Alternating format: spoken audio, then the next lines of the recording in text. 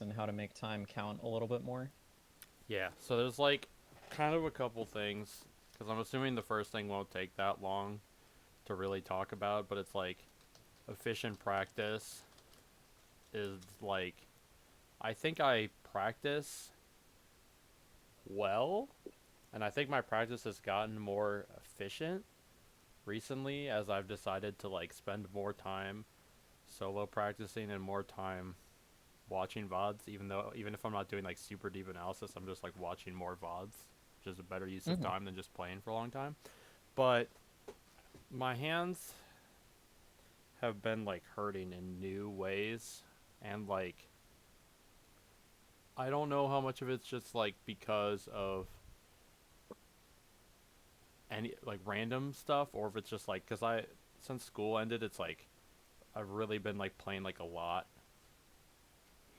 and it's like probably not helping with my hand pain, and it's like I want to get better at practicing efficiently so that if my hands do just like reach a point where it's like I can't play for 8 hours a day, then I'm still able to improve and achieve what I want to. And Hmm. because I want to like play less for at least the time being so that my hands can heal. And then the other things that I wanted to talk about was um I feel like I'm unable to play in tournament and do the things that I've been doing in friendlies, and there's like I have like a lot of thoughts about that and why that could be, and I wanted to like hear your thoughts about why you thought that could be, and like kind of what you do to like go from playing friendlies to tournament, and like to make sure that you change what you do in tournament based off what you have changed in friendlies. Yeah, absolutely. Those sound like good topics to talk about. Which one did you want to start with? Efficient practice. Okay. Um, so I forget, have you read Tennis Book? So I read tennis book in high school, Mhm. and I took, you know how short that book is. It's pretty short, yeah.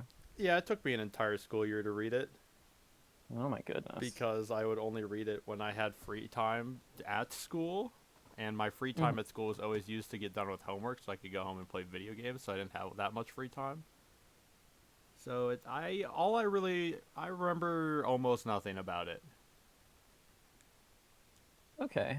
Um, I'm gonna grab my little PDF here just so that you can have it for access. Because if you want to spend more time doing stuff other than, just playing the game, this will be a good thing to do. But I can break down Is this just a what it is PDF that, of the whole book? yeah. That's cool. Um, so what I think about when I think about tennis book and like efficient practice is just trying to get the process down because there are a lot of different ways you can practice, but it's hard to actually make the time count. And the way that I like to do it is I like to go in as focused as I can. So usually that'll involve like and before I go into the slightly difficult, slightly more efficient way to practice, I just want to clarify that any practice that you think you can do is good. So like if you're not feeling up to doing like the whole process thing, but you don't think it's going to hurt your hands too bad, then just practice, just do like anything that you can. Um but I think like starting with some meditative exercises, like some stuff to try to slow your brain down a little bit, like deep breathing stuff. You could listen to rain sounds or some kind of calming music, that kind of thing. Anything that like slows down your internal rhythm is good to get the practice to get yourself into a good mindset to start the practice. Because after that you'll be able to like pay better attention to notice stuff that's going wrong with your techniques. I'm assuming for practice you mean like trying to like pick up a new technique, not like maybe like do the ones that you already know how to do, but just like trying to keep them sharp, right? Um, Usually it's like practice for me is either have new idea that I want to like try to do and learn by doing it and like implement it to my gameplay, or like playing sessions with the sole intention of focusing on things I know I need to stop doing and like trying to get myself to not do them to build better muscle memory in those spots and like thinking about what I could do instead. Okay. Then I'll try to focus on like I'm assuming for the first one you mean kind of like more like solo practice, right? And the second one is more trying to implement new things while playing against other people. Um, I mean, I get the first one I said was just implementing things into my Hmm. gameplay. I feel like I do that not via solo practice a lot. I mean, I feel like I have the tech skill to do most everything that I want to do. Okay. And if there's something that I feel like I don't have the tech skill for, then I'll solo practice it. But a lot of times it's like, I play Zamu and I play against Zamu on Fountain of Dreams.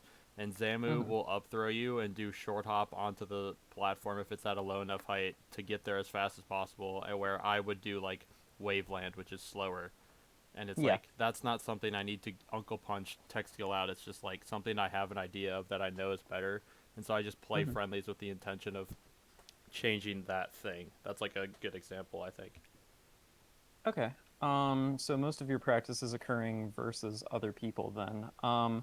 So what the inner game of tennis helps for doing stuff like that is that your practice for those situations, like if you're going into friendlies with the idea being like, I'm going to practice something, then that's occupying some of your mental stack.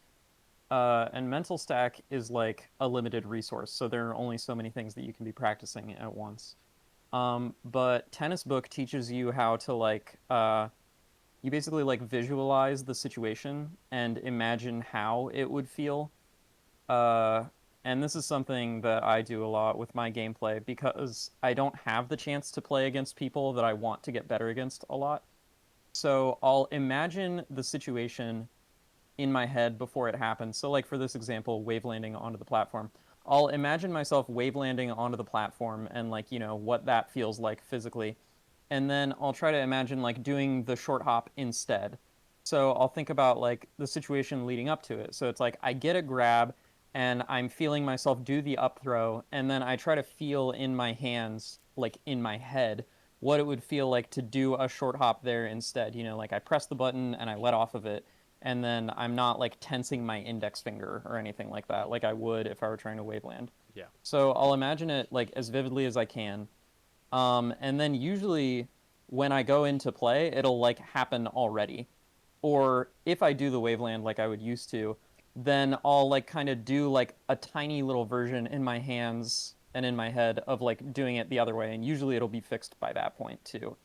So if you just like do that and then try to notice the things, like noticing when you get a grab, then you don't have to spend mental stack on like actually like trying to do it. And that's something that I notice a lot of people mess up is that they're like tensing and trying to focus really hard on the new thing that they're trying to do, which makes them, like worse at it. Yeah. I think that makes sense. Except either the imagining it in my head makes sense, Hmm. but in game you said that if you were to not do it, you would you like do it after you like didn't do it on your own controller in your hands? Um, I would just kind of like imagine it a little bit while I'm kind of like autopiloting the next like half Interactions. a second of the Okay. game. Yeah. Because like most of your play is unconscious anyway, you can afford to spend a little time thinking about something that you want to be doing better. Just like you just do the little imagination thing and then you focus back in on the game. And where it gets messy is if you think about it and then you're like thinking about it for a long time, because that amounts to like trying too hard. Yeah, that makes sense. Um, so yeah. The the trying to implement new techniques. Do you have any other like questions about that kind of thing? Because I could try to think of more examples of things that I like to do for that. But Well, if there's you like have more anything, broad spectrum things. Like doing lessons with Cody recently, it's just been like we did a lesson on Falcon, and he's hmm just like, Falcon just whiffed this thing next to you. He's like, how come you didn't like wave dash out a shield and shine it? And I was just like, hmm Cody, I do not wave dash out a shield. I full hop only, almost only, unless it's like Marth forward smashes my shield, then I like have it down to like wave dash grab him or something. And so it's like hmm something way more broad is it's like I know that I should do wave dash out of shield more instead of just full hopping because full hopping is really predictable and it doesn't lead to whiff punish as much if they whiff something near me. And so I've hmm just been like, but the thing is it's not as simple as I should wave dash out of shield every time. And it's Yeah. like I've like just been like like the way I like have gone about practicing changing that is I just have been forcing myself to kind of wave dash out of shield more and then like pay attention like after the wave dash out of shield happens like see if it was like a good wave dash out of shield or if it was just kind of a neutral thing that happened. hmm So it was Falcon whiffed an aerial in front of you. Yeah, I think Falcon In the like example. stomped or like maybe he like need passed me into the corner or something like that. hmm Okay. Um, Wave dash out of shield, just like as a technique specifically, I think the problem, or not the problem, the reason that you might have a little more difficulty in implementing that compared to full hop is that like the full hop axis and the way that Fox plays vertically, I feel like is pretty significantly different from how he plays horizontally. Like doing a wave dash out of shield is more committal than a full hop is a lot of the time. Like it's easier for characters to directly punish that, so that might be why it doesn't feel as intuitive.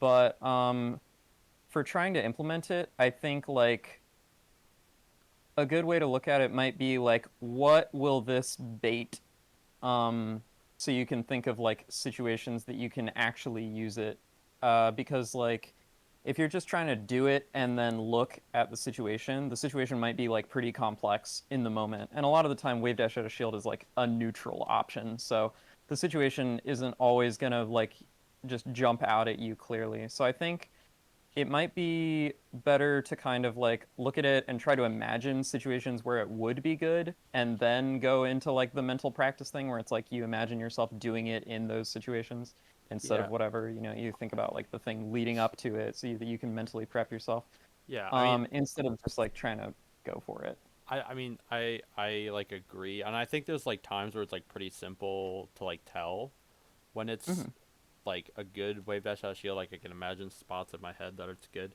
But then there's just times where it's like I feel like if I just like get into modes where I just like am full hopping all the time and then I it's like full hopping's like pretty safe and my full hop's not getting like hard red and punished, but it's like by full hopping, I am allowing them to move forward and take space because I'm not really threatening them taking space when I'm falling back to the ground. hmm And so it's like I don't, so like I don't really know when wave dash out of shield is like I don't know when to do it and how to like really imagine good spots to do it so that I can continue to just like not give up those like smaller advantages that like sometimes don't even happen because sometimes you full hop and then they just don't take space during it or like hmm sometimes you full hop and then they just run into you like a lot of badder worser players will just get run into it and die, but it's like hmm the better people I play the more I feel like they don't run into my full hop aerials anymore and they're better at like sharking my landings or like hitting me for what I decide to do after, and it just feels like I shouldn't even go into the air because of how much they're punishing me for it. hmm um I think full hop is a very like it's a very like digital thing to do, like you've got like not a whole lot of timing or spacing mix-ups that you can play off of a full hop. Not a lot of ways to like directly punish someone and not a lot of ways to directly get punished yourself. I'm Exactly. sorry, can you say that one Uh, more time? Yeah, full hop is it's kind of like digital, you know, like you only have one height of full hop, and then you only have like one thing that rises you more out of it. You can only just do your double jump.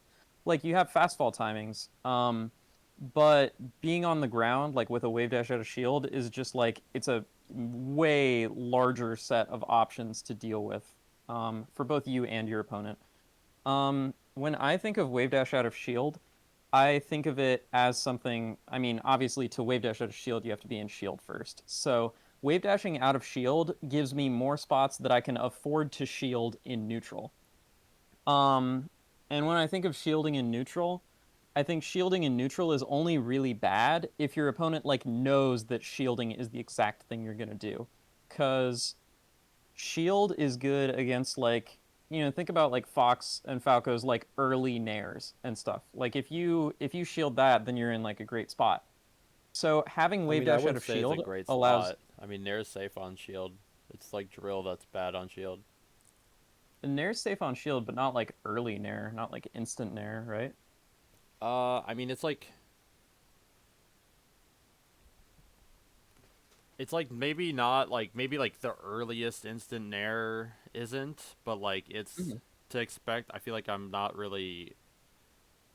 I don't really like struggle to beat people that are kind of doing those options. It's like yeah, shield feels pretty great when I'm playing against people not playing real mix-ups off of their short hop aerials, but it's like when I Mhm. play against like better foxes and falcos, it does like shielding an aerial doesn't feel like a great spot. Even sometimes when they do like not safe aerials, it's like a really tight window for me to hit the shine out of shield, and it's like still doesn't feel that great because sometimes it's because then like the good players are like ready to tech the shine, and I get fucking nothing for like the risk of like messing up my shine out of shield and getting hit myself, and then getting hit by something big and dying.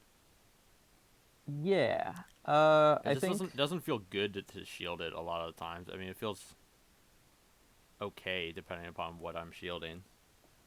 Yeah, I think that might have to do with like the spots that you're using shield. Like I'm imagining like kind of run up shields and shields in like mid ranges, not shields in like scrambles or when your opponent has like direct access to you. And I think wave dash out of shield makes that kind of thing a lot better because if you imagine like you maybe condition your opponent a little bit by run up shielding and they see that and they start going into that good pressure that you're talking about, like the late nairs and like just everything that's like good against that, then if you run up into that space, put your shield out, and then like wave dash back out of it, then those moves that they're doing, that late nair is like the perfect one to kind of whiff punish. Yeah, um, so like I think of wave dash out of shield as something that I do to like give my opponent a fake cue that I'm shielding. So I'll shield for like a quarter of a second, instead of like when people hold shield, they usually do it for like a full second or a half second or 2 seconds or something. So you just pop it out just a little bit, give them something to look at, and then you wave dash out of shield, and then you have a lot better access to a whiff punish when they try to go into their pressure. that makes sense. I like to wave dash out of shield if I notice that I've been shielding for a while, which is similar to the first one, but it's like a little less planned. Like if I'm in the corner and I'm shielding, I'm like, man, I probably shouldn't have done this, but my opponent hasn't punished me yet, so I'll just wave dash back to ledge or something and then reset from there. Yeah,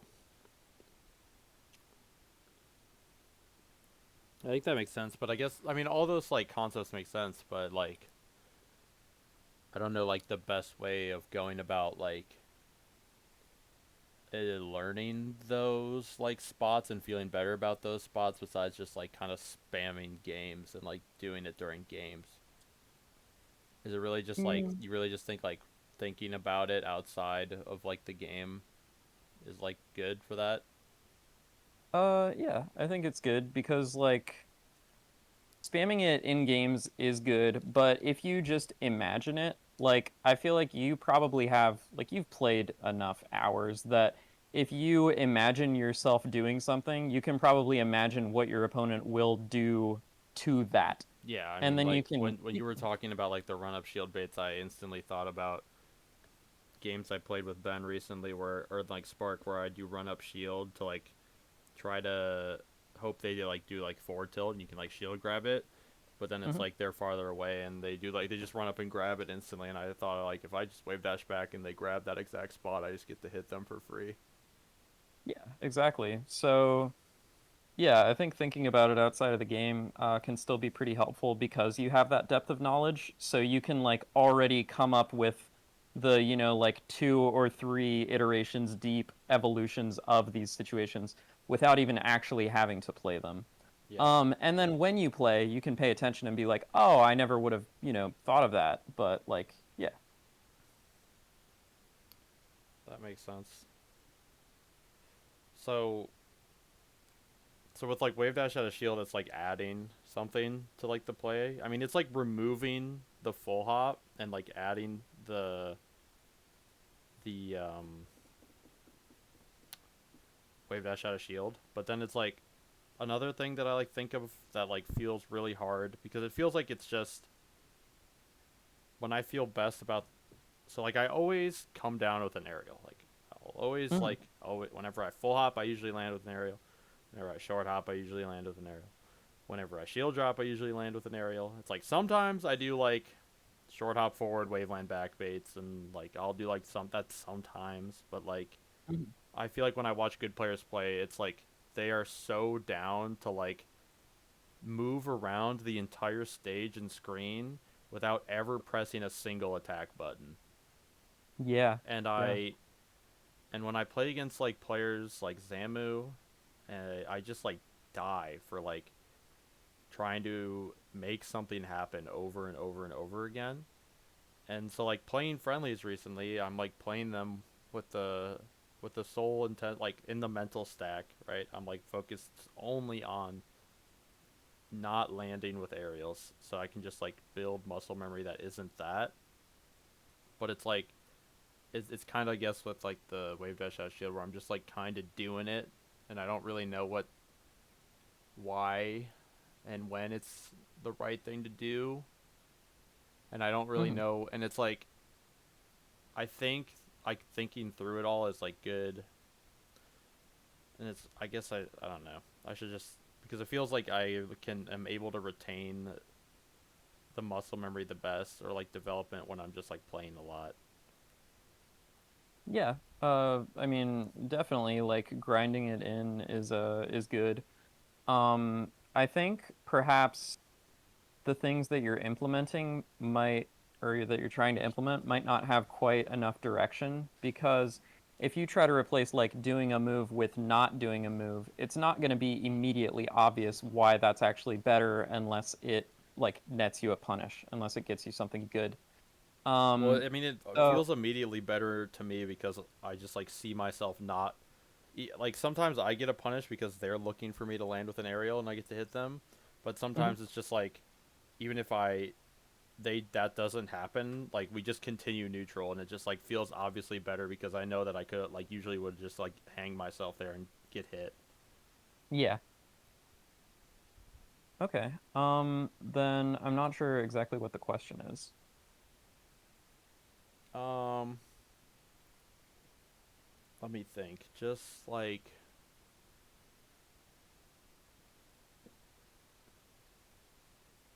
I guess Like, what's I something to do other than just like falling with an aerial? yeah, I mean like what because it's like all for example, it's like I'll play Zamu and it's like I full hop in place and it's like I don't land with an aerial and I don't get Mhm. punished because she didn't look to punish me and I just like dash back or something. We just like continue to play the game. And Yeah. it doesn't feel like I accomplished anything. It feels like I prolonged this like game state of like nothingness and like it doesn't feel like there was like no intention behind doing it besides just like getting myself to stop doing aerials. Like the full hop in place's intention wasn't to like actually accomplish something. It was like to get myself to know what it feels like to not land with an aerial after a full hop. Yeah.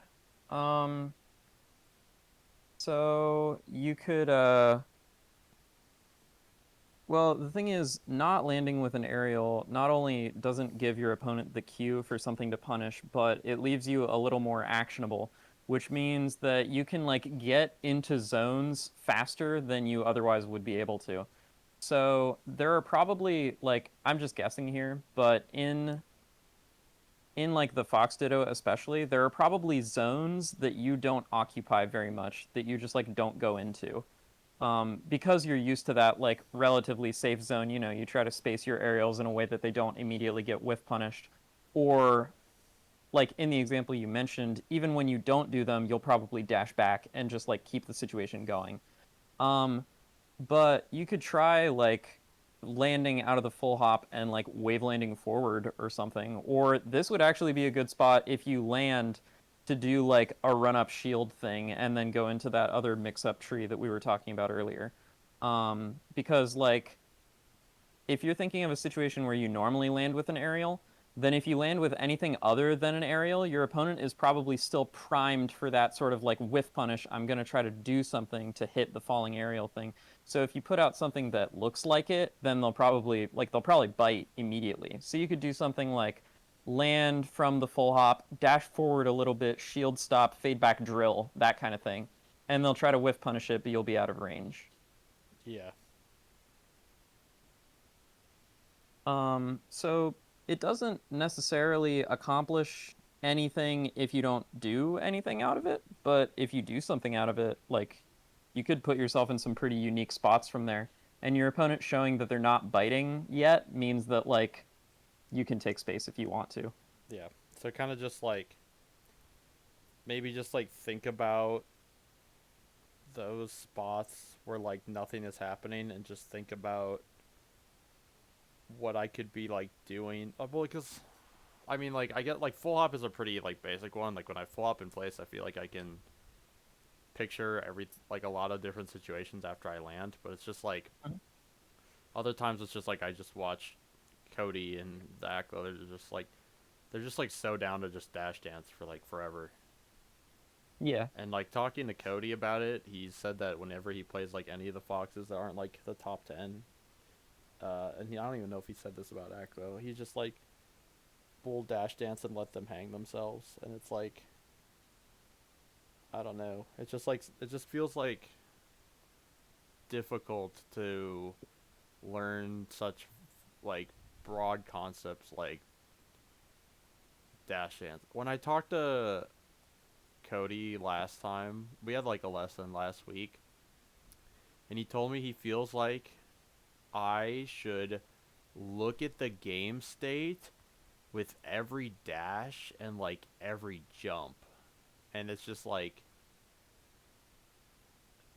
that just like feels like such a big mental stack. Like it just feels like too much to like try to do while playing. Yeah. I think that is too much to do while playing. Um, I mean, I've talked to Cody for like a while about the game. Not like as much as you have, definitely. And I do think that he's like incredibly smart with it, but I think that he also has like examples where sometimes he's better at playing than understanding why the thing that he does is so good. So when he says something like that, he might mean like just a more general idea like you need to be aware of a lot of different things like while you're playing, but like actually trying to look at it and process it in real time, every single dash that you do and every jump that you do, I think is too much to ask of like anyone or even like most computers. Like that's just there's way too much going on. I don't like I don't want to say he's wrong per se, but I feel like that is literally just too much. It the thing is I agree with you. It feels like it has to surely be too much, but at the same time, it's like concepts like looking at the game state during something you're doing and Mhm. then making your next decision off it doesn't feel like too much. Like Zamu would tell me that like when I full hop, I should kind of look where things are at the start of the jump and then at the apex of the jump and then when I'm falling and like during those like 3 points, I should like use where the opponent is in relation to me and what's happening to kind of decide what I want to do. and that like Hmm. makes sense and seems like possible. It's because it's like before I would just like full hop nair was like, imagine I have a button on my controller called full hop nair, and it's like I press the button, and my brain's like full hop nair time instead of being like full hop, see what's happening, then decide if nair is actually a good option. Yeah. And like those things like are hard to do, but they like seem pretty possible, and like I do them sometimes. But it's like looking with every dash, it's like trying to like consciously think about things happening after every dash feels like maybe not it. And he told me it's just like subconscious for him at this point.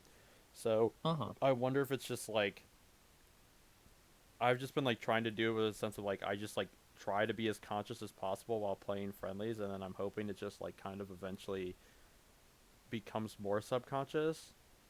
But like I feel like sometimes I play the game, and if I'm like really in like, I don't even know if flow state's like the right word, but like sometimes I feel like I'm able to do all those things just like without even, like I feel like those things live inside of me in some part or Yeah. some form already. Yeah, yeah, I think so. I think he might just be like describing, if he's saying it's happening subconsciously, I think he's just describing like the intuitive understanding that we have of like ranges and what they mean. The kind of thing that like tells you when to go for a whiff punish versus like when you think your opponent is out of range. Which is like definitely something that you have already. Uh, and like looking at the game state with every dash is like something that you can do ahead of time. I guess it depends how like precise your definition of game state is. And I'm gonna guess that for this purpose, his is not super precise. So it would be something like, Fox, your opponent Fox is on the ground pretty far away from you, or your opponent Fox is on the ground just outside of like short hop nair range. And I think that's the kind of thing that you definitely notice and process in real time already in the unconscious way that I think he's talking about. Yeah, I remember talking to Kalindi about problems I felt like I had in the Falco matchup, and he told me that he feels like I don't play the Falco matchup in like those broad terms, and that he felt like he didn't play that way for a long time and has been working on it, where it's just like, what do I do when Falco moves backwards? What do I do when Falco moves forwards? What do I do when Falco's like in place? And like Hmm. I I think that's like maybe just like the surface level of what Cody thinks I should be doing when I'm like dashing. It's just like not because like it's not possible to like compartmentalize like Falco short hop lasered in place and drifted backwards. It's like it's just like spacing. I think it's just looking at spacing and looking at which direction they're like dashing maybe. Yeah, yeah. I was gonna call it like playing a little more like positional or positionally minded, where you're trying to pay attention to like the relative position of the characters when you're thinking about like threat ranges and like you said, like which direction they're moving. A while ago when I got a lesson from Drug Fox on Lucas where I explained, all the Lucas stuff to him. That was pretty much what he like broke down my neutral game into. He's like, okay, these are the things that you do when you like need to move forward and like do this kind of thing, and this is what you do when your opponent is moving towards you, and this is what you do when they're like occupying a space in front of you but not moving forwards or backwards. Um, and having it broken down into those terms actually did help me a lot. So I think that might be, yeah, I agree. I think that might be what him and Kalindi are talking about, and that is how I try to think about the neutral game in a lot of different matchups.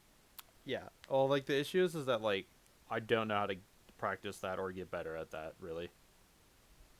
Okay.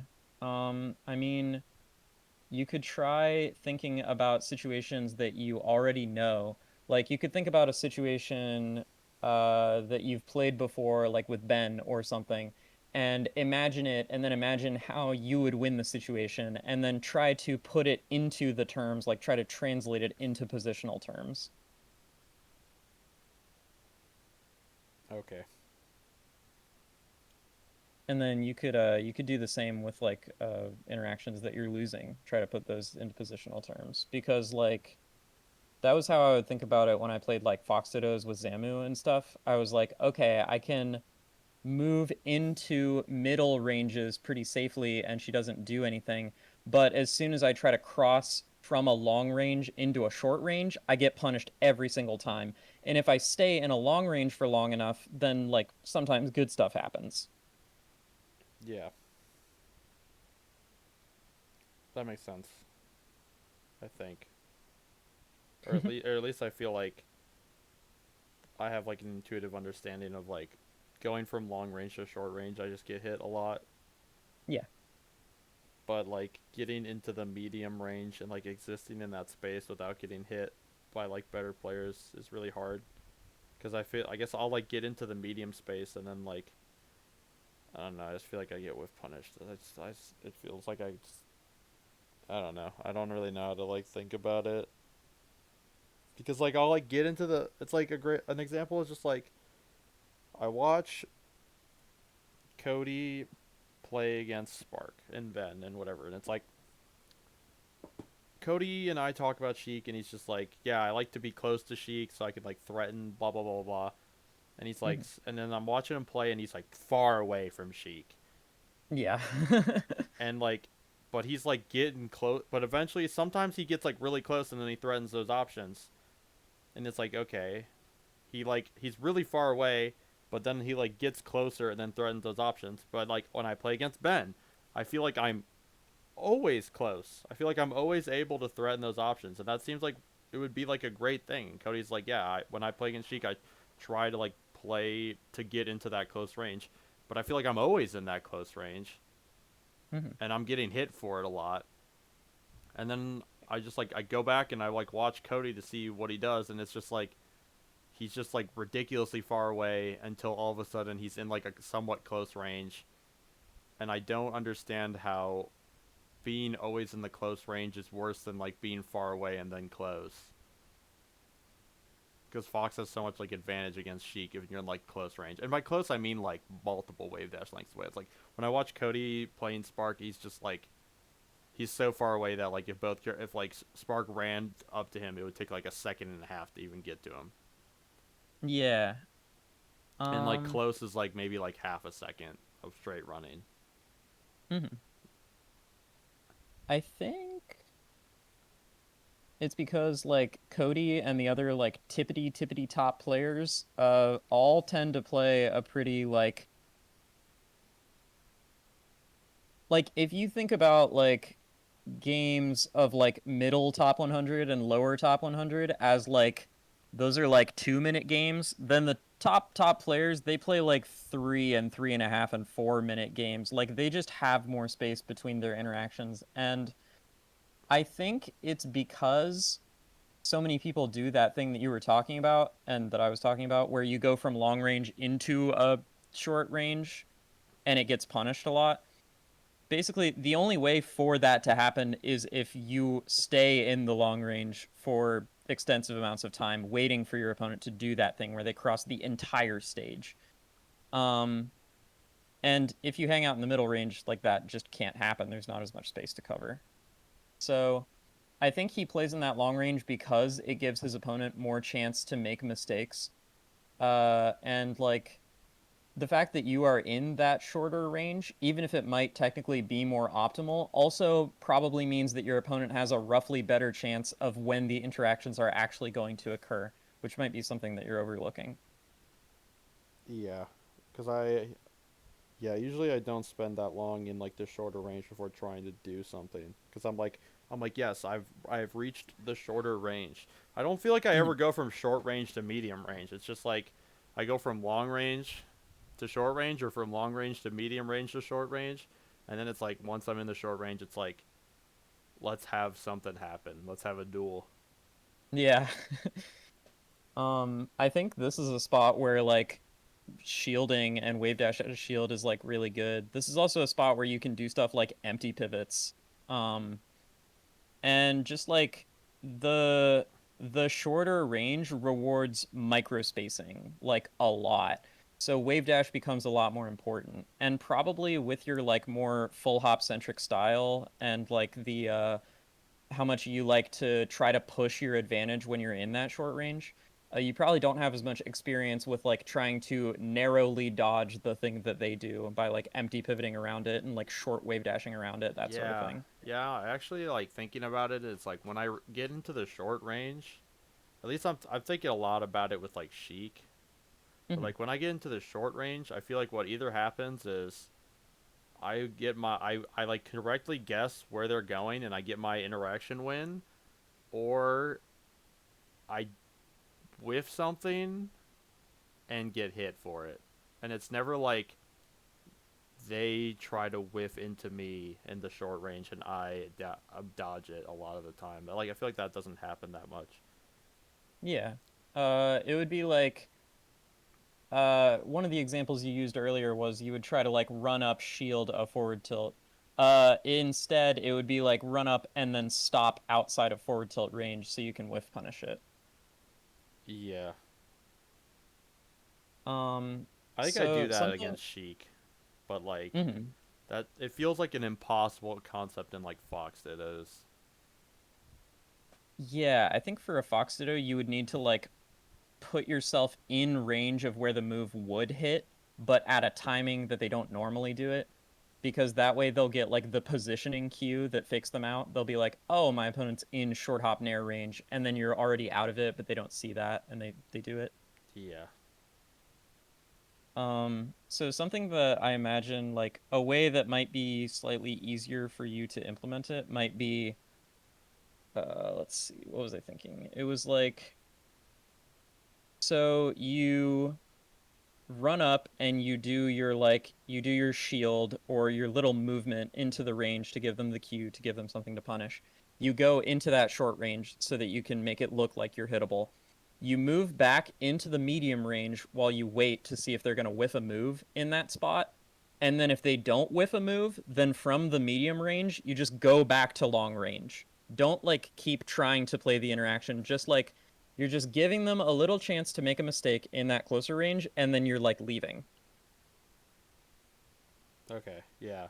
That makes sense cuz I feel like when I play that like kind of thing would happen to me where it's like better someone is like who I'm playing is like good like enters short range and then like even like what'll happen is like I'll like try to hit them in the short range and they won't Hmm. feel confident on punishing what I tried to go for and Yeah. they'll move into like a longer range and it's like I whiffed. I want to hit them again and then I like try to reach even like harder on the next like interaction. Hmm. It's like moving back to like long range just kind of reset and like because I feel like what if they were to like see me like in an area where they can hit me and then I'm like slightly out of that area and then for like a little bit but it's like I'm still like kind of close but like medium range but then they if they don't even go for like I go into long range they like want to close the gap so back like I could go from like medium to long back to medium with like one dash dance Yeah, exactly. and like exist in a closer space. Yeah, I think you're getting it. And I've also had that experience where I play against like super good players and it's like I know I made a whiff that against like slightly worse players would have been punished already, but they weren't confident enough to pull the trigger on it, so they just go back to playing non-committal for even longer. The And it's good like, wow, players. I really just got like punished by their dash dance. Like they didn't even hit me. Yeah, because like you're saying like the worst player looks to whiff punish like so hard that Hmm. like and like the top player is more like comfortable with like or like they're like better at realizing so it's like they realize they might not have been able to so they're just down to like go into more dash dancing. Yeah, they don't mind playing a game of like inches where they're trying to like push and pull for longer. Like they just have that kind of patience that they can play that game like indefinitely. Yeah. How do you feel like you get better at that concept? Um, Pretty much what all we just talked about with like the push and pull and the spacing and the ranges. Playing against Mango helped me with that a lot. And you probably can't like directly play against him, but you could like watch his videos and try to imagine what you would do against him or as him in various spots. Like try to watch the spots where you're like, "Oh, okay, I would have like bitten there. I would have tried to do something." But he's still moving. Uh, and just like focusing less, I think, on what punishes me is what lets me do it more effectively. So like normally when I get whiff punished for like messing something up, then I get really tense because I'm trying to like SDI and I'm trying to defensive counterplay.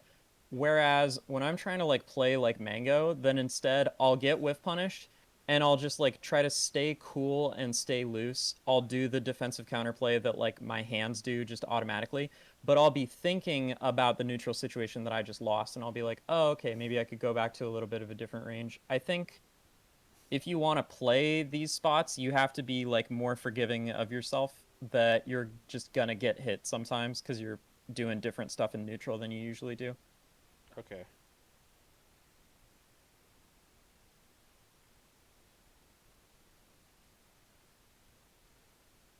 That makes sense, I think.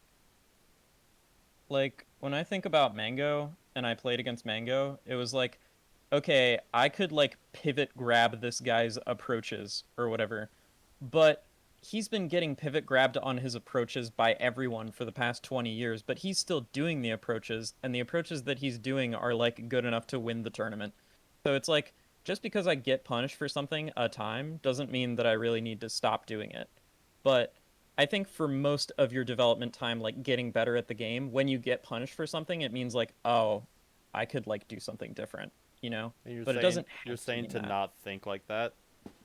Yeah, it's more just like Uh, instead of being like, okay, don't do that thing, think about, oh, here's the thing that I could do, yeah, I guess. understanding why you got hit, and then thinking about what different option you could have picked in that exact spot that would have beaten what they hit you with. Yeah, yeah. Or just like, how can I make my opponent think that I'm doing that thing that I just got punished for? And this is where like the run up shields and like the moving into a zone for a little bit come in because it's really good at tricking people into thinking that you're doing something like that. Okay.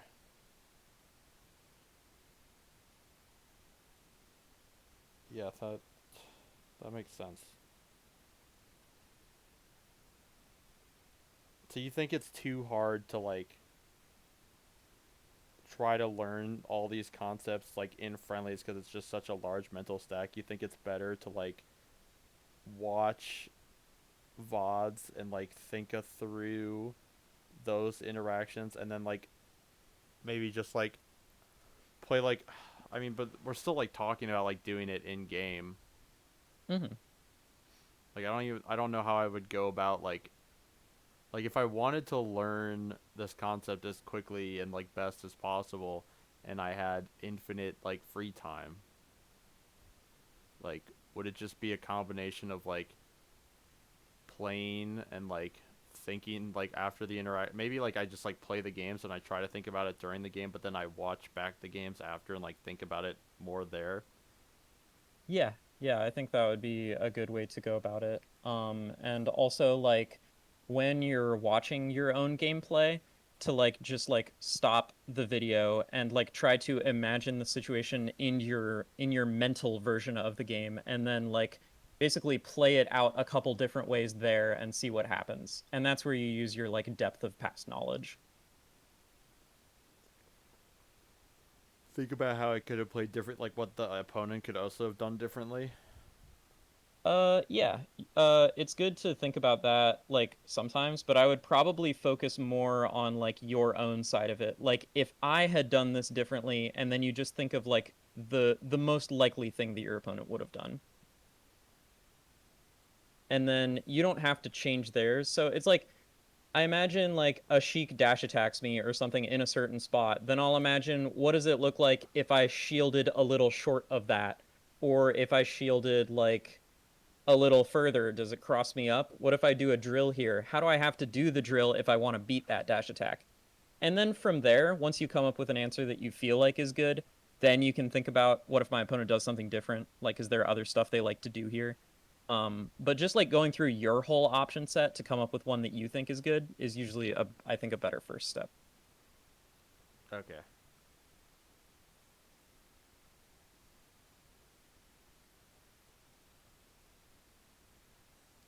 So a while ago you told me that you felt like playing more than like 15 or even like 10 games in a session was like kind of pointless, Hmm. and I want to know why you feel that way. So it's basically like the same thing with just about everything in life, where if you like do it for too long or too hard, you're not gonna have like the mental state, like the fresh mental state going in. And I think trying to maintain that fresh mental state going in is like one of the most important things. So after like 10 games of a session or whatever, you've been presented with so much stimulation and so much information that I think it's really hard to keep track of like doing the second or third part of the learning process. Like if the first part is go in with intention, then the second part is like look at how that intention played out and like what it influenced. And then the third part is like was that good intention? Do I need to come up with something else? And then you repeat. But it's hard to do all that stuff while you're playing, because there's just so much going on that I think after you've played like a couple games where you're like really focused and really locked in, then it's just like it's way too easy to get distracted and just like go back into your autopilot stuff. So you said it was like a three-step thing where it's like step is the first step is to like go in with good intention, Hmm. and then the next step is to think about what went wrong. Yeah, like how did the intention like play out? Um, like I went in with this intention and then here's what happened off of it. And then the third step would be like was that good? Is there anything I could change about the first step to make the second step different? Yeah, what can you change about the first step to make the second step different? Hmm.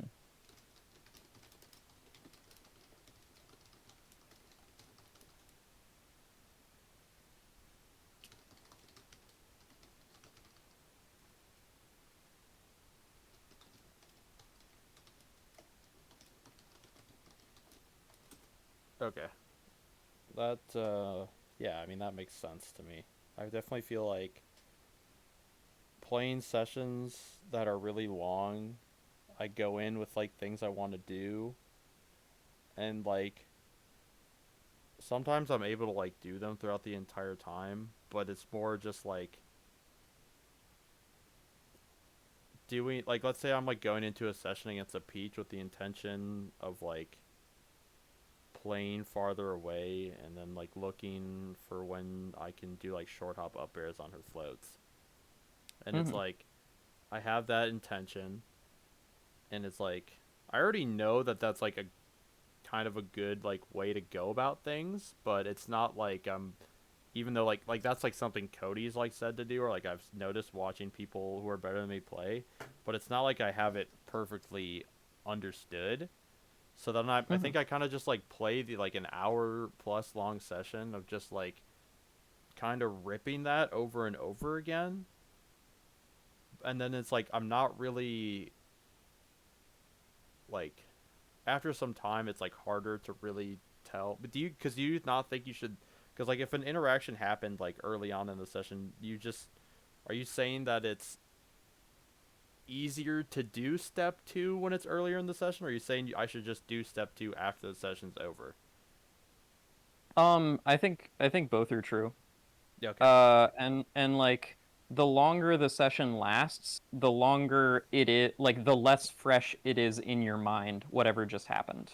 Yeah, the less fresh like the things earlier in the games are that happened. Yeah.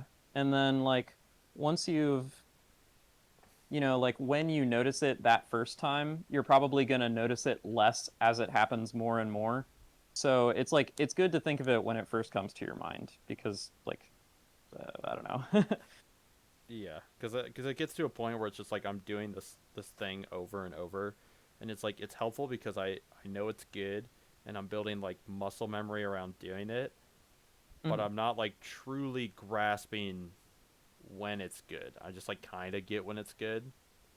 Yeah. I feel like playing melee right now, it's just like I kind of have like all these like I was talking to Spark. It's I mean this doesn't matter. I was talking to Spark about it, but it's just like I feel like I'm just, like so close to just being Cody Schwab like Junior. I feel like I see what he does, and it makes it like the more I play and the more I watch him play, the more I could like understand every single like the spacing and what he's doing.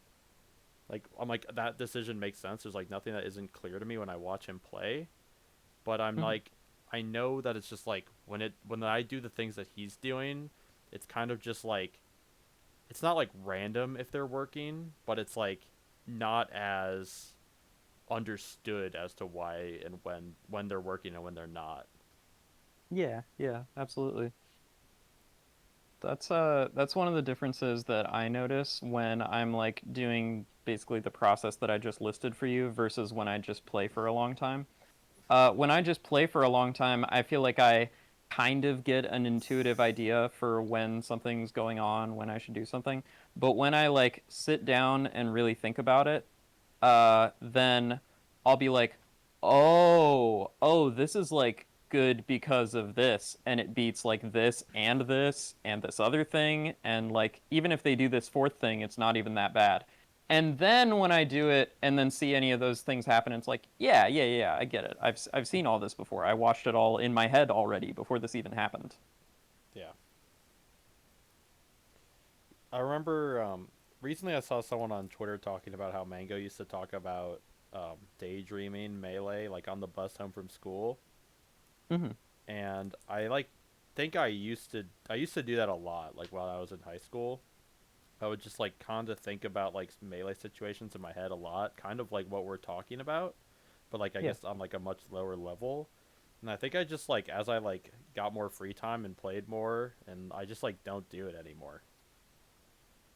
Yeah, I would say I think it's like a super important part of the improvement process because like when you are actually playing, a situation happens and then it fades into the ether for the next like multiple minutes or multiple games. But if you think about it, you can take as much time on any part of the interaction as you want. And then sometimes you only have to do that like once and then the interaction is like solved for you every time it comes up in gameplay. Yeah, there's like definitely simple enough interactions where it's like maybe it's like not as like the example of like Cody's like why didn't you wave dash out of shield shine Falcon here? It's like maybe like the why I was shielding in the first place isn't like a simple thing to like solve right away, but like Hmm. the stimulus of person whiffing thing near me, like I just like look back at it and like can tell that that's something I can whiff punish on reaction over and over again. It's like that should be like a one time kind of like solve in your brain. Yeah, yeah, exactly. Okay. I think all my questions about like improving and how to improve on those like hard concepts make sense because Awesome. I think I have a really good understanding of how I can go about it without just spamming games. But I also want to ask you about. I feel like I have an ineptitude of transferring friendly skill to tournament right now, and Hmm. it's like I've genuinely spent like a ridiculous, like I probably spent the most time and effort in the past like 2 months on melee than I like have in other times, and like I've super grinded like tech chasing. I've gotten like a lot better at it, even though I could still get a lot better at it and practice it more. I've did Cody. I mean, my Falco lesson with Cody was genuinely maybe the biggest waste of time ever, but I put a lot of effort into Falco and talked with Maelstrom a lot about it and felt way better about it. I kind of feel like I forgot a lot. Like I felt like I was getting really good at Falco and everything was making sense and like I wasn't just like because my default against Falco is I like kind of just spam full hop and do like bad shit and like I was like playing friendlies and I was playing in like some tournament matches against like Joey and I felt like I was doing my new things and I played Graves this past weekend Hmm. and it's like I have a game plan for how Graves played and I like kind of won solidly the first game and then I just got like double three stocked, down three stocks and won the fourth game, almost brought it back and lost. Like I just started like it's like everything I had been working on in the matchup just went and like was doing in friendlies just kind of disappeared. I just like actually watched it back right after I lost and I was just full hopping in place over and over again. I like no grounded movement. I didn't like usually when I play against Falco. I feel like in tournaments, a lot of times I only full hop. I forget to do take laser options, and then it's like if those two things are happening, it's like how the fuck am I supposed to win? Like if I don't do any take, like I'll literally like be the set will end, and I'll be like, hey, how many times did you do take laser dash, Anthony? How many times did you do take laser up tilt? And the answer is like literally zero. And it's like Mm-hmm. I don't understand how all those things are disappearing. It feels like it's like the same thing like Combo Breaker I had like controller issues and I'm still having like maybe like some like I got a new stick box right before Fight at the Museum, so it's like still feels maybe not 100% in that department, but it's like felt so great about Fox to this. Just spammed full hop against Henry, didn't wave dash out of shield a single time, even though all I had been doing was like working on wave dashing out of shield. And it just like I mean, I guess my way of working on wave dashing out of shield before that was how I told you, where I was just kind of doing it a bunch.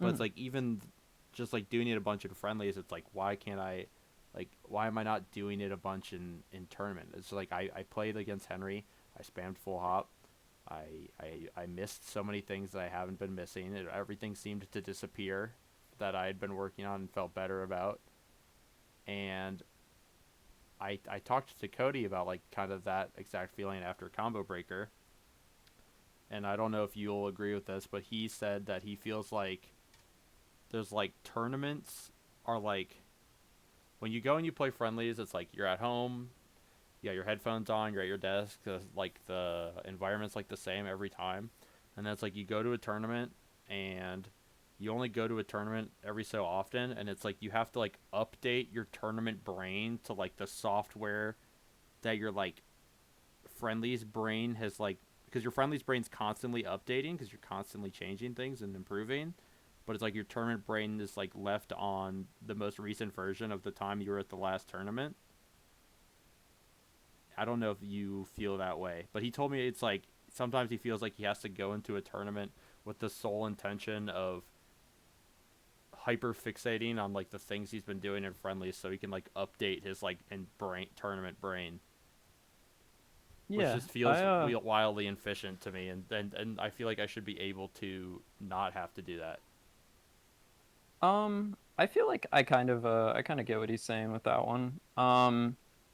There's like for your tournament play and your friendlies play, I agree that they get kind of split into different option sets. And just because you understand something is good when you're playing in friendlies doesn't mean you're going to implement it in tournaments. Um, Tournaments have like there are a couple big differences. One of them is that usually your adrenaline is going to be like higher, like your heart rate and everything is going to be higher, so you physically like can't think of as much as you do when you're playing friendlies, um, because the stimulation is just higher. And then the second one is that you're gonna want to win when you're playing in tournaments, so you're gonna sort of default to stuff that you're comfortable with. Um, so when I'm trying to translate stuff from friendlies into tournament, what I'll do is I'll play the friendlies while imagining that it's actually happening in a tournament.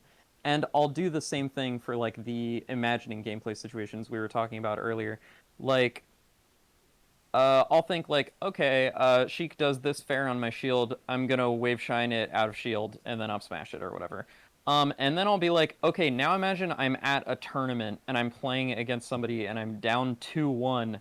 It's like game four, and we're even stocks and they fair my shield, and then I can like feel my hands shaking in my head. And then practicing in that kind of environment and imagining that kind of environment can help you actually have those things when the moment comes, I think. I think that I mean that makes sense. I feel like I've done a similar thing. Like sometimes I'll play friendlies and I'm just like shadow boxing like the nerves part with like I'm just imagining that this friendly is just like I'm about to like win or something or like game 5 or whatever. Hmm.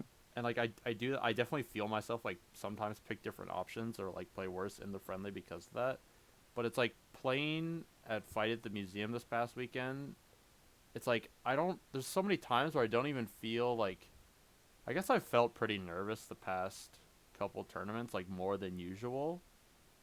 But it's like my brain, because at the start, earlier when in this call when we were talking, you said that you felt like a lot of melee was like subconscious, Hmm. and when I've been playing friendlies a lot, I feel like I'm super conscious the whole time, and it's like people just keep telling me that the tournament play is like subconscious, like what you know, and I feel like I like focus so hard on trying to be like subconscious, do what I know, that it's like a not working. It's like I'm forgetting everything. Like I almost feel like if I just went into tournament with the intention of like thinking the entire time, I would like just be better. I would just be doing the things. And I feel like there's been times in the past where I've felt my best about melee when I feel like I'm like sometimes when I play in tournaments, there's like sometimes where I feel like I'm able to think a lot, and those are the times I feel like I play my best. Yeah. Um, you could definitely try that, trying to like play in tournament while treating it maybe a little more like friendlies. Like you could try to like trick your brain by doing whatever it is like that you would do during friendlies. Like think of a new idea or something, and then instead of being like, this is tournament, I'm not going to try that, just like try it in the tournament game and see what happens. Yeah. I had some Because if ideas. you can, oh, sorry. Oh, you can talk first. Sorry, it's not that big of a deal. Oh yeah. If you're just like doing all the same things in tournament that you're doing in friendlies, and there's not really a big nerves component that you notice just because of like how much experience you have in tournaments, then yeah, just like trying to emulate the way that you play in friendlies in tournament could be a pretty good idea, especially if you feel like it adds more like flexibility, which I think is usually one of the main differences between how people play in friendlies and bracket. Flexibility in like what in like what way? Flexibility in like willingness to try new options or options with which you're less experienced. So like you're saying that you know about these things that are really good, but then you'll think about a tournament set after you've played it and be like, "Oh, I just didn't do any of those at all." But if you go into a tournament set and you're like, "All right, during this set, I'm imagining all right, I just died and it's like 3 stocks to 2. I'm down a stock. I'm gonna try to like go for a take laser punish, and then you imagine it in the way that we were talking about earlier. Then I feel like you'll have a lot more success than just like falling back into your Like old habits. imagining the inputs in my head, or like imagining like the situation in my head. Either one. I mean, ideally both of them. Ideally, you would like imagine what the situation looks like while you're also imagining like what it Yeah, feels like because to do also, I mean, I something. have the controller in my hands. I feel like it's easier to imagine like the input, even like because obviously you don't want to press it and you'll fall off the angel platform. But I feel like just like Yeah. having it in my hands, I can like imagine it better. Yeah, exactly. Yeah, what was I gonna say? I just like I have ideas with like what I was gonna like kind of try to do at like future tournaments. I was like literally going to like before every set like read out like sentences that I wrote where the sentences are like the sentences are literally just like play it like her friendlies or like try to think while playing, remember, and then like maybe I talking about it with you more now, it's like I think I would also write down like specific options that I think I might forget a lot, like take laser or like wave dash out of shield. Hmm. And like I think like if I like read those before every set and then read those after every single game is like my current idea for how I could like kind of remember to do what I've been working on. Yeah, I that's like a thing that I've done like verbatim, and I've found it's had like massively helpful effects because I've had a lot of similar experiences to the one where you were describing, where it's like, oh, I spend all this time practicing this option, and then I go into a set and realize I didn't do it a single time. Whereas if I like do a mental primer before I actually go into the set, and then I imagine some of the situations and I'm like, okay, think back to your mental primer, then when I go in, I get to the situation and I think back to my mental primer and then I have the options and then I'm like, good. Yeah, I think writing those things down would be good, and then like I think adding on with what you said, where I like imagining myself doing it instead of just reading it, because I've definitely just read it before, but like I don't think that's enough. I think it's like reading it and like imagining it, closing my eyes and imagining it in my head is like actually what I should do. Yeah, yeah, definitely. It's kind of like how like somebody telling you something and you like taking a note of it engage different parts of the brain. Reading something about it and like imagining it and imagining what it feels like engage different parts of the brain. Yeah, that makes sense. Makes Awesome. that makes a lot of sense.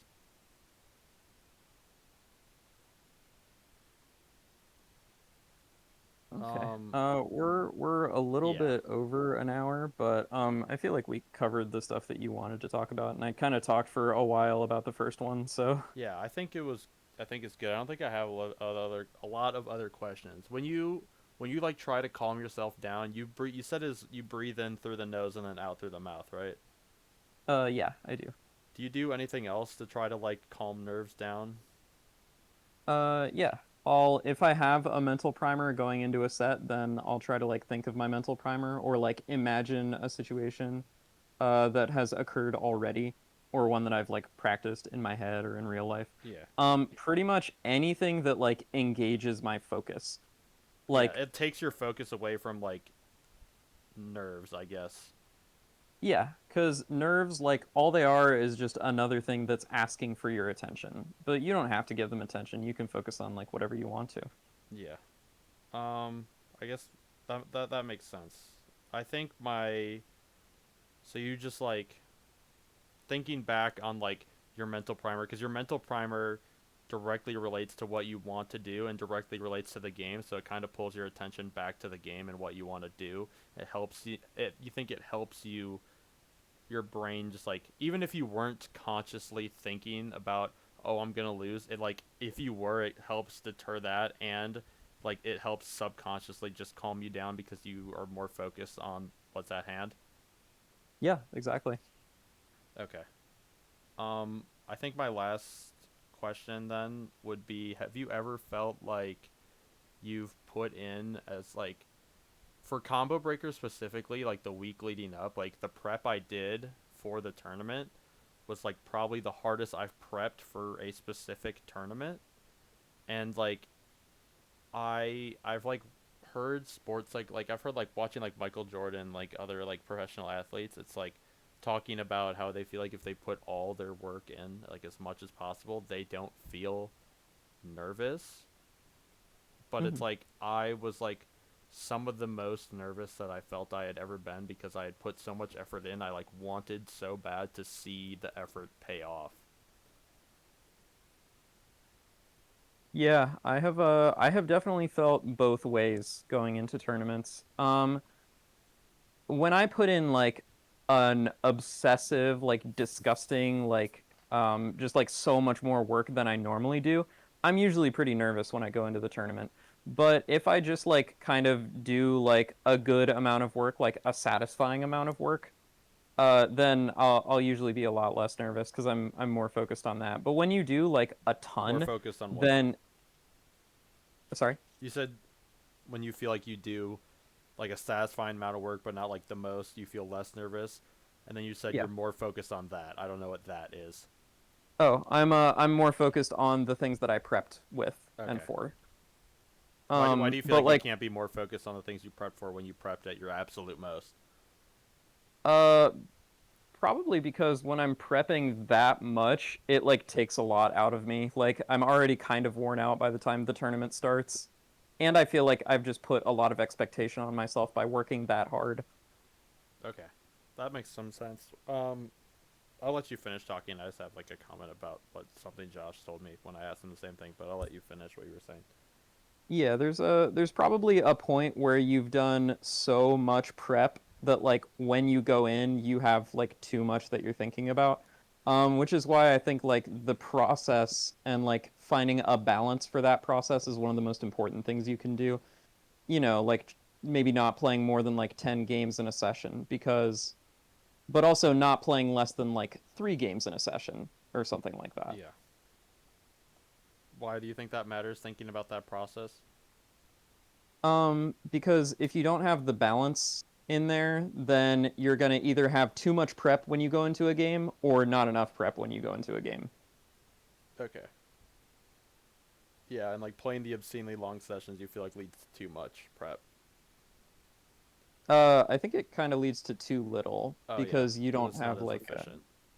yeah.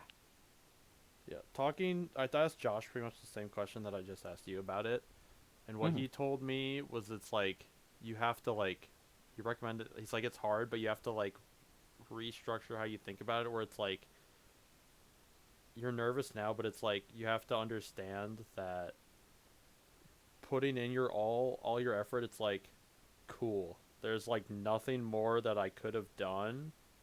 So if I lose, it's like not even it's not my fault. It's like it's if I lose, it's literally not my fault because there's nothing more I could have done. Mhm. And I thought that was interesting to me. And he was like, you have to imagine that you're like before he said before when you like weren't putting in all the effort you could, it's like you were kind of in hell where it's just like you're just like getting by and doing whatever. But he's like now you're in like purgatory, and it's like eventually it's just gonna like click, and then you'll be in like you'll roll a Yahtzee or something. Is what he said. And it's like Yeah. I thought that was interesting, and it's like felt better where it's like I'm like able to like feel like in the moment of being on stage. Maybe I like feel a little better in the sense of like I'm smiling more. It's like I know I did my all, but I Mhm. still really want to win. I think it's Yeah. like I think it's like maybe I'm not even like I just want it really bad. Like I think maybe the thing isn't that like I'm nervous because I told Josh that I was like it felt like I wanted my practice to feel like it mattered, and he's like, "Well, it's not going to matter any less if you lose cuz you're still learning. It's not like you didn't learn the things that you learned." But it's Mhm. like but I think with just like on top of like putting in more effort, I've just like truly cared the most about the game that I have in like a long time. And so maybe I just like really want to win more than I ever have. Yeah, that would definitely make sense to me. Um, I think the stuff that he said also makes sense and like is a perfectly sensical approach. I think the approach that I do is slightly less where or not slightly less, slightly different. Where I focus less on like how much did I do? Did I do as much as I wanted to do? And like if I did everything I could, then it's like okay, there's nothing more I could have done. And a little more on just like the process itself is the part that brings me a lot of satisfaction. I enjoy doing this and I enjoy getting better. So if the whole time I'm just thinking about the process of getting better, then I never have to stop getting better. And anytime that I'm like starting to get distracted from the gameplay or not thinking or whatever, then those sort of distracted thoughts can be my signpost to look back to the process that I'm doing, and that reminds me of the satisfaction itself. And you feel like more satisfaction out of doing like a satisfying amount of work rather than like the large, insane, most amount of work you possibly can that like tires you out. Yeah, because I think I can work past a point of like what's actually good for me. Um, and it's like it's kind of more peaceful to just do a consistent amount of work every time. Yeah, I think that's something I've been thinking about where it's like I've really like stressed really hard. Where it's just like I've been kind of like turbo digesting like Michael Jordan mentality stuff, and like those people are just like they're like yeah I just like practiced 50 million times more than everyone else, and I just like they just have like the mentality of like doing the most possible ever. Hmm. And I'm just like what if I just outworked every other person? But then it's like I feel like I'm like stressing myself out because like if I'm outworking everyone else and then I like ever have a moment where I'm like not succeeding, it's like they're doing less than me and they're like succeeding more. It's like I'm like stressing about that, and I'm like stressing about the fact that I'm like sometimes I do just like want to play other game or like something, and it's like I'll like deny myself from playing a different game because I'm so hyper focused on like truly like putting in the most amount effort I can, Hmm. and I think it's just like I'm denying myself like simple pleasures in life, and denying myself those pleasures is probably hurting me more than like the benefits come from like putting more time into melee. Yeah, yeah, definitely. Um, I've felt very similar ways before. So I understand where you're coming from. But yeah, I feel like everyone ever has said, my melee gets better when my everything else gets better. So, Yeah, taking care of yourself is always good. yeah, it's hard. I feel like I've worked the most that I ever have on like my health and like everything, like in terms of like therapy, and even like recently I've been like biking a few times a week and like Hmm. diet and whatever. But it's just like anytime I feel like I'm working, I've put so much effort into like my life recently, and when I join the call, you're like, "How you doing?" I'm like, "Bad." It's like I feel like my life is I'm doing all the right things and shit's not going right, and it feels really bad. Yeah. Uh, I mean, it sucks. Sometimes life just sucks, but that's where I guess you can focus on the process. Like the process of getting better at things feels good, and even when some shit feels bad, you can still look at all the things that you've done and like feel happy that at least like you made it this far. And Yeah, all these things that used to be bad aren't bad anymore, even if there are new bad things. yeah. You ever feel like you have put it? It's like the happiness. I know that I'm improving, right? And I know that I'm improving quickly. I have like internal feelings that I'm improving quickly, and I have objective results of like literally going from 81 to 39, like literally cutting my rank in half. Like I have objective results that I'm improving quickly. But do Hmm. you ever feel like even though that's all happening, you're like upset at yourself for not improving quicker? Have you ever felt like mad that you're not getting better even faster? Yeah, I've definitely felt that way a ton. I think it's kind of a natural consequence, maybe, of just putting in as much effort as we have into things. Yeah, that's yeah, that makes sense.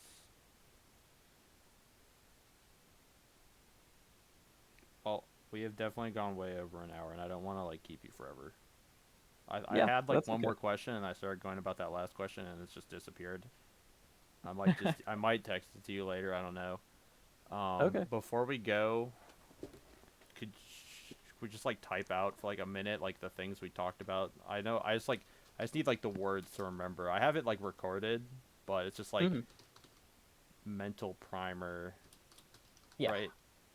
Uh, Imagining the gameplay stuff hmm. instead of just reading it. Yeah. That's like a big one. Hmm.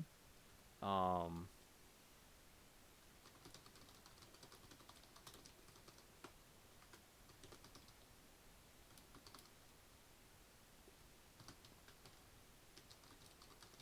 Enjoying the process of improving, not disallowing yourself from enjoying other things in life.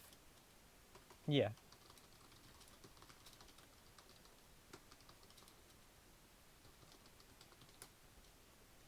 Do you remember what other things we talked about? Yeah. Earlier we talked about like putting yourself into like specific ranges to bait your opponents into other stuff.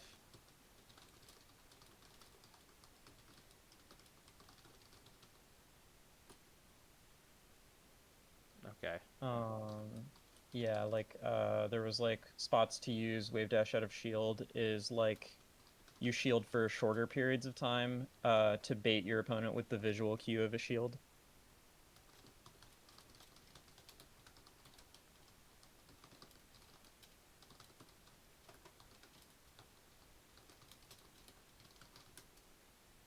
Okay. Uh, There was also like moving into a short range briefly, and then going into a mid range to see if they whiff anything, and then if they don't, retreating back to a long range.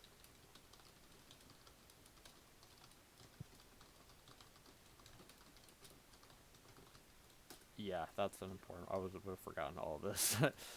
Go from mid. Another thing then off of that is don't go from long to short range. Go Yeah. from long to mid to short. And then Hmm. it's like, yeah, this moving, I'm going to just let this go.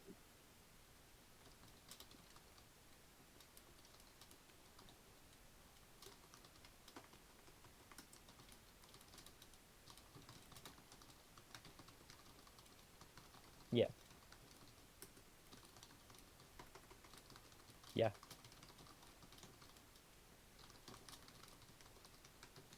Another thing we talked about then was I said I always feel like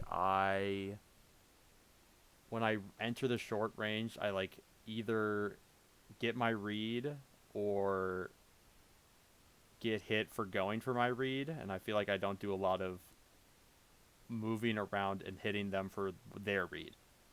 Yeah. Yeah.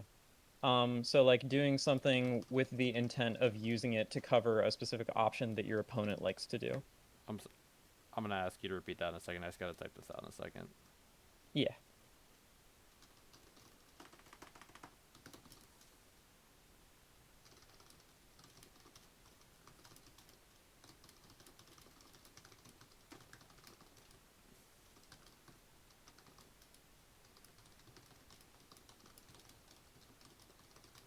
Okay, what did you say?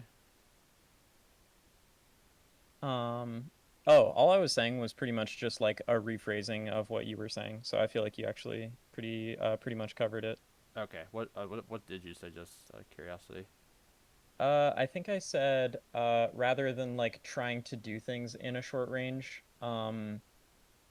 picking options that are meant to specifically cover something that you know your opponent likes to do. Picking options that you specifically, picking options that you want. Say that. I'm sorry. One more time. You're good. Um, coming up with options to beat something that you know your opponent specifically likes to do.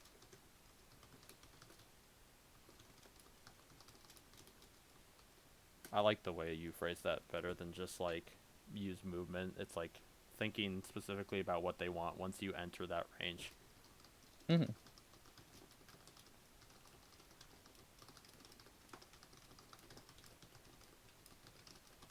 There, like that. That last message I said makes is what you're saying, right? Yeah, yeah, exactly. Okay. Anything else that we talked about then? Um, there was like hmm, I think the mental primer part kind of covers about how to influence your tournament play while in friendlies, how to like make those two look closer to each other. So I would maybe just like say um, something emphasis because this is like one probably of all the things that we talked about, that's like probably the most important one. The mental primer for like for improving or for the tournaments? I mean for both. Yeah. So can you explain it, or like can you type out your thoughts on it in a better? Yeah. Um,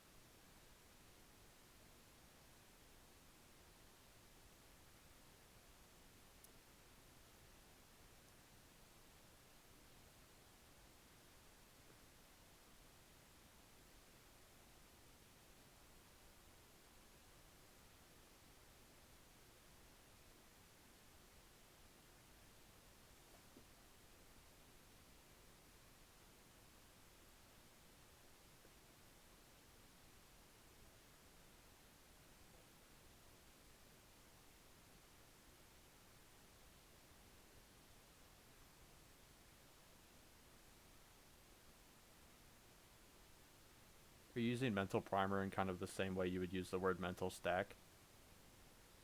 The mental primer is like kind of what your ideal mental stack would be, I think.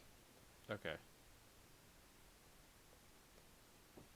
It's like if I could pick what I'm going to be thinking about during this set, I would want it to be this.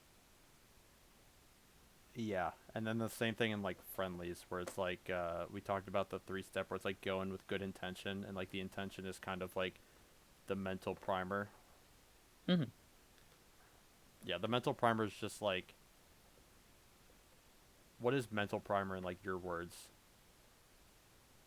Um, uh, I got it there. It's imagining common gameplay situations and what you want to do in them before you start playing a matchup. Okay, yeah, that makes sense. I think that's most of what we talked about. Yeah, I think I'm gonna try to upload this like literally tonight so that I can watch it back at least on my flight to tipped off. Okay. Could I also have it?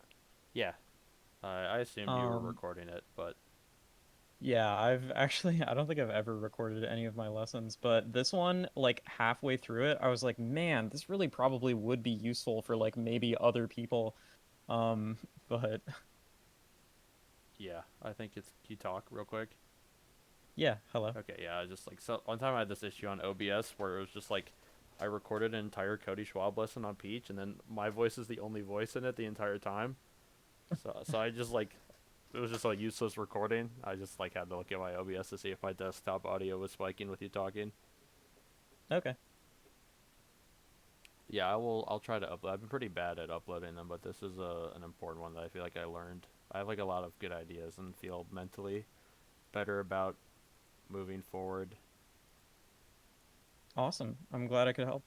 Yeah, thank you. I appreciate it a lot. Yeah, of course. I'm assuming you're Um, chill with me asking you questions if I have more. yeah, absolutely. You can message me whenever, and I will get back to you as soon as I can with a good answer. Okay, sounds good. Awesome. Um, so we did actually we hit like an hour and a half. So, I mean, would do you think like Yeah, $60 is reasonable? you do 40 an hour, right? Yeah, I do. Yeah, I'll give you $60. Cool. That seems fair. Yeah. Okay, well, definitely let me know how all of that stuff goes, because I'm interested to hear about how this works. Because some of these concepts I've talked about are pretty much things that I've thought about extensively, but I haven't had the opportunity to help other people actually use. Um, but I found them incredibly effective. So, Yeah, I just really need a way to kind of improve at the game that doesn't Bobby Big Balls moment, where it's just like play billion hours, and it's like I've been like watching VODs and like improving without just playing billion hours, but it's like my hands, if my hands ever explode to a point, I thought about this a lot. If my hands ever explode to a point where the doctor's like, yeah, you can't even like practice anymore, I'm gonna mhm. like I still want to feel like I have the capabilities of reaching at least top 10 off of that by just entering tournaments and just like critically thinking about the game a lot and like barely playing it all. Yeah, I don't want I to feel I like think you could I definitely do it. yeah, I don't think I want to have to like ever feel like I need to retire because of like hand pain. I want to have like a better structure of improvement. Awesome. And like doing it this way Um, just allows me to free up so much more time to like if I like how I talked about just like wanting to play billion hours and denying myself the joys of life of playing other games and stuff. It's like I want to be able to do other things in my life. I need yeah, more efficient this forms of should hopefully practice. help that. Yeah. Okay. Yeah, let me know how it goes. Yeah. I'll talk to you later. Yeah. Sounds good. Have a good night. Cool. You too. Bye bye. Bye.